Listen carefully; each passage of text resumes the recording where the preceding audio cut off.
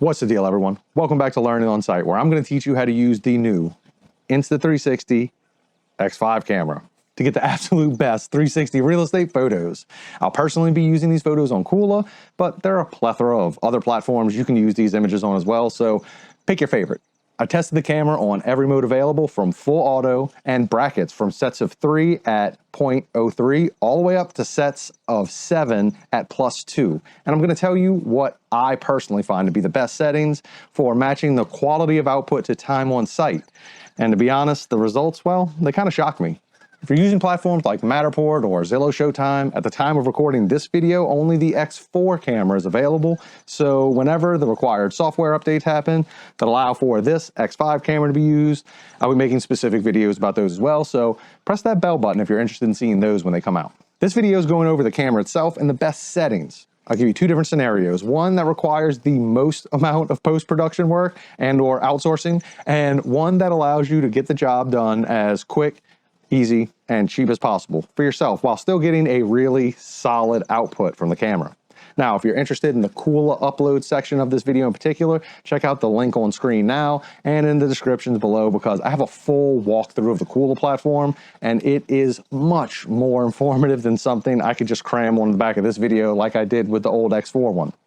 I highly recommend going there after you watch this one if you want an easy to follow walkthrough of creating those Kula tours that I'm using.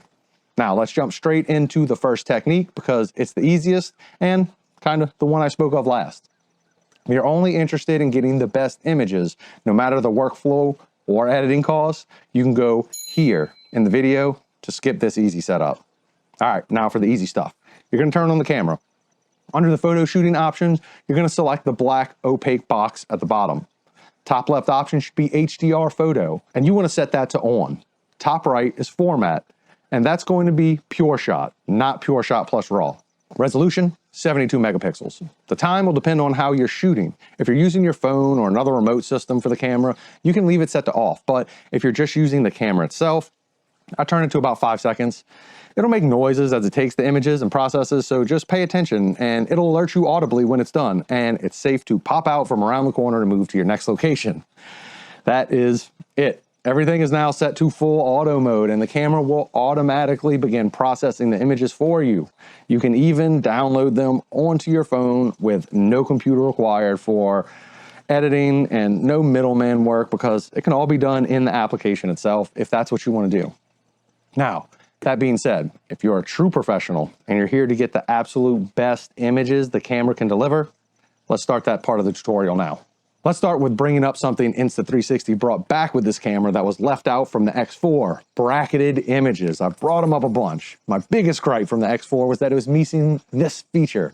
That's why I always recommended the One RS 1-inch 360 edition. I've not done a head-to-head comparison with that camera and the X5, but if that's something you're interested in, make sure to comment down below. Now, let's start taking images with this camera like a professional, working for the best client deliveries. Under the photo shooting selection, click the opaque black box at the bottom of the screen.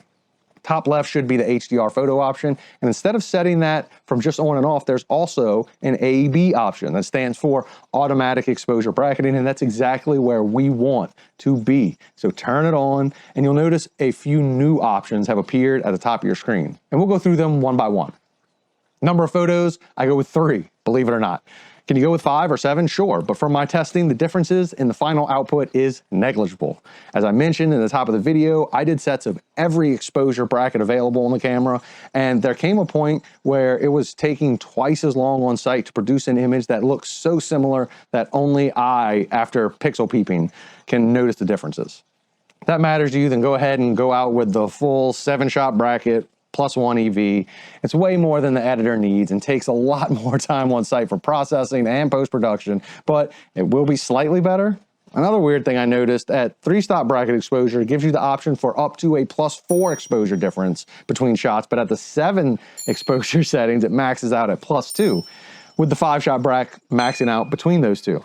Not that it really matters, just kind of something weird I noticed with the software. I find for the time I spend, the 3 shots is more than enough, and that brings us to the next setting over, because I just mentioned it, the EV or exposure step. I stepped this up to 1.6 because that's what I find produces the best range of options required by We Got editors to produce a stunning image. I personally don't like editing anything but video these days, and bracketed 360 images is just another one of those things I prefer to send off to my team. I use We Got Editors, but obviously use the editing team of your choice. The last option to choose from here is the format, and I'm shooting PureShot plus DNG because I send off DNG files to my editing team, and most editors out there prefer that. Prefer that. If you're editing yourself and starting with the Insta360 Studio app, you can skip the DNGs if you want and just shoot PureShot, but I personally prefer having that DNG. And the last thing after you get your edit or get them back from your editing team is to follow this link and start loading your images up to Kula for marketing the property. I will catch you next time. Hope that was short enough for you. Hey man, come here. Hello. Okay, I gotta go let my dog in.